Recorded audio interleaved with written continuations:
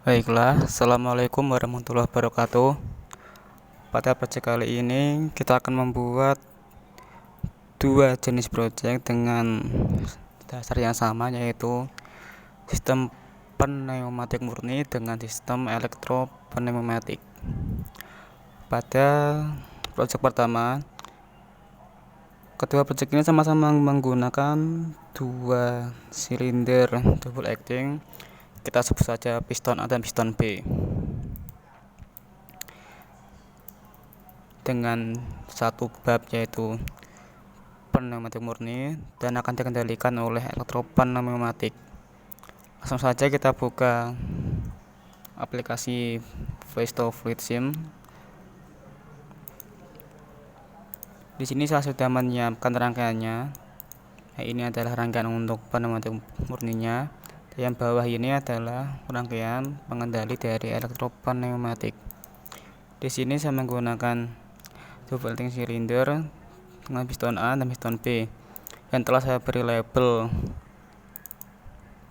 dengan konfigurasi A dan B sama-sama 0 dan 100. Lalu dalam piston B saya juga menggunakan konfigurasi label X0 dan Y100.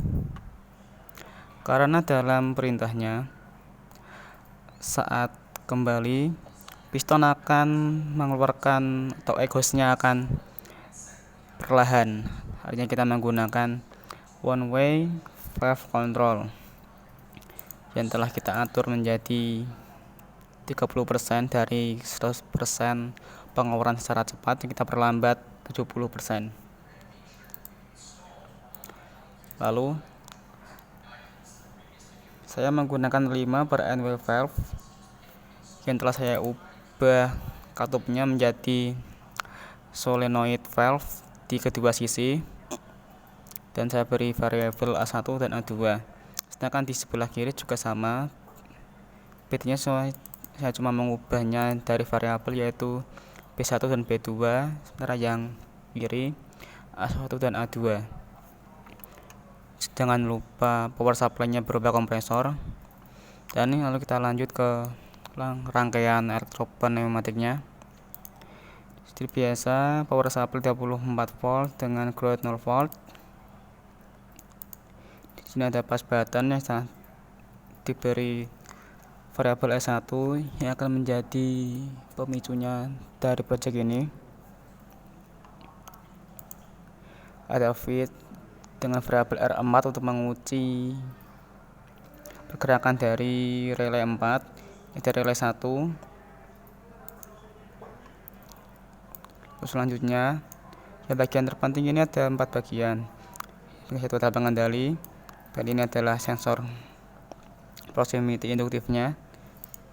Bagian ini akan menggerakkan R2 atau relay 2, sehingga ketika piston A maju ke titik B, maka sensor B akan aktif dan akan menggerakkan dari bagian relay 2, yaitu bagian valve solenoid B1, sehingga piston B akan bergerak maju ke titik Y. Nah, selanjutnya yaitu ada sensor induktif dari piston yang telah saya beri variabel Y, sehingga ketika piston telah menyentuh bagian Y atau label Y, maka akan menggerakkan atau mengaktifkan solenoid valve dari B2. Sehingga ketika label pada posisi Y akan kembali ke posisi X. Lalu ada sensor lagi, jenis sensornya ini sama, sensor induktif semua dengan variabel yang berbeda. Yang terakhir ini saya menggunakan variabel X, kan tadi dari Y ke X, jadi ketika sensor X aktif, ini saya menghubungkannya ke solenoid valve ke A2, sehingga yang pada awalnya piston A berada di posisi B akan kembali ke posisi A. Begitu penjelasannya. Mungkin langsung saja dipraktekkan.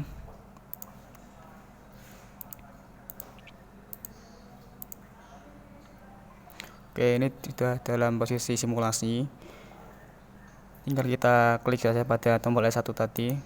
Kita lihat posisi A ke B dan X ke Y secara perlahan dari Y ke X. Kita menyentuh X, maka dari posisi B akan ke posisi A. Seperti itu. Selanjutnya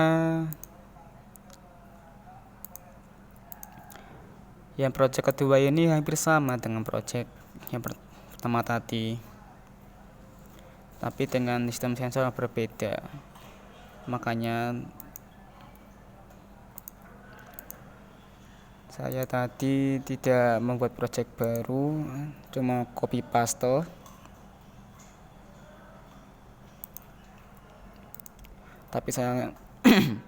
Tapi saya taruh di file baru karena apabila ditaruh dalam satu file akan terjadi pemindahan ganda sehingga akan terjadi error saat simulasi. Lanjut ke tugas kedua. Nah, hampir sama dengan tugas yang satu, tapi karena dalam merintah ini piston B harus maju dan mundur secara perlahan, maka saya menambahkan throttle valve. Saya juga menyesuaikannya dengan 30% kecepatannya. Lah, ini dari piston B posisi awalnya yaitu sudah berada di label Y sehingga adalah 100. Untuk ini sama variabel komponen. Lalu pada bagian ini agak lebih simpel sih. Itu dari bobotnya sama. Pada bagian relay tadi kan ada bagian penguncinya yaitu NC pada R1 ke R4 dan R4 ke R2 dan R3, R3 R2 ke R1. Ini bagiannya kita hapus dan langsung ke bagian pengaktifan di masing-masing sensor, yaitu sensor posisi B akan mengaktifkan ke B2, posisi X akan menekan ke A2, dan sensor A akan mengaktifkan ke bagian R2 dan B1. Langsung saja ke simulasi.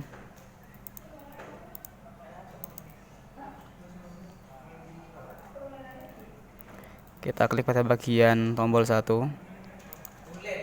Sini A ke B. Sedangkan pada piston B Y akan ke X. Satu akan disusul dari B ke A. Kalau tadi kan dari A ke B, terus X ke Y, Y ke X, terus B ke A.